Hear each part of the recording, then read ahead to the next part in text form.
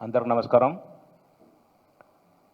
తెలంగాణ రాష్ట్ర ముఖ్యమంత్రి రేవంత్ రెడ్డి గారు ప్రజాపాలన పేరుతో ప్రజా వ్యతిరేక పాలన నడిపిస్తూ నిర్బంధ పాలన నడిపిస్తున్నాడు. నిన్నటి జరిగిన సంఘటనలో పాడి కౌశిక్ రెడ్డితో పాటు నేను కూడా ఆ సంఘటనలో ఉండడం జరిగింది. పాడి కౌశిక్ రెడ్డి గారు హుజురాబాద్ ఎమ్మెల్యే గారు బంజారాజ్ పిఎస్లో ఏసీబీ పర్మిషన్ తీసుకొని 3 గంటలకు రమ్మని చెప్పడం జరిగింది. ఆయనతో పాటు మేమందరం చాలామంది కార్యకర్తలు కూడా పోవడం జరిగింది. పోయిన తర్వాత ఏసీబీ గారు బయటికి వెళ్ళడం జరిగింది. తర్వాత సిఐ గారు వెళ్ళిపోతుంటే మేము అడ్డగించి ఒకసారి మేము కంప్లైంట్ ఇస్తున్నాం, మా పాడి కౌశిక్ రెడ్డి గారు ఫోన్ ట్యాపింగ్ జరుగుతుంది అని చెప్పేసి రేవంత్ రెడ్డి గారి మీద ఇంటెలిజెన్స్ శివధర్ రెడ్డి మీద ఇవాళని కంప్లైంట్ తీసుకొని పోవడం జరిగింది.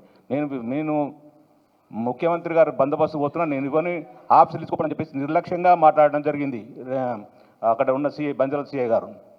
దాన్ని ఖచ్చితంగా ఒక ప్రజా ప్రతినిధి వస్తే మీరు ఎంత ఇర్రెస్పాన్సిబుల్ ఎట్లా మాట్లాడతామని చెప్పేసి గట్టిగా మందలించి గట్టిగా అడిగి కంప్లైంట్ ఇవ్వడం జరిగింది. కంప్లైంట్ ఇచ్చిన తర్వాత కావాలని ఇంటెన్షన్గా అక్కడ సిఐ గారు మా మీద కేసు పెట్టడం జరిగింది. పౌడి కౌశిక్తో పాటు 15 మంది మీద కేసు పెట్టడం జరిగింది.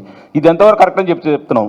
ఒక నిరాధారమైన వ్యక్తి అంటే ఎక్కడ దేనికి పనికిరాని వ్యక్తి చక్రధర గౌడ్ గారు కంప్లైంట్ ఇస్తేనేమో ఉద్యమకారుడు హరీష్ రావు గారు మాజీ మంత్రి ప్రజెంట్ ఎమ్మెల్యే ఆయన మీద కంప్లైంట్ ఎఫ్ఐఆర్ బుక్ చేస్తారు.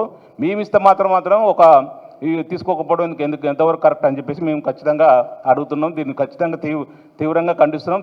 రేవంత్ రెడ్డి గారి పాలనకు ఇది నిర్బంధ ఖండనకు ఇది ఒక చర్య. ఇది ఎట్టి పరిస్థితుల్లో కూడా ఈరోజు అరెస్ట్ చేసిన హరీష్ రావు గారిని ఇమ్మీడియట్లీ పౌడి కౌశిక్ రెడ్డిని జగదీష్ రెడ్డి గారిని ఇమ్మీడియట్లీ వెంటనే విడుదల చేయాలని చెప్పి కోరుతున్నాను. జై తెలంగాణ, జై కేసీఆర్. ఇప్పుడు సోదరి రజిత గారు.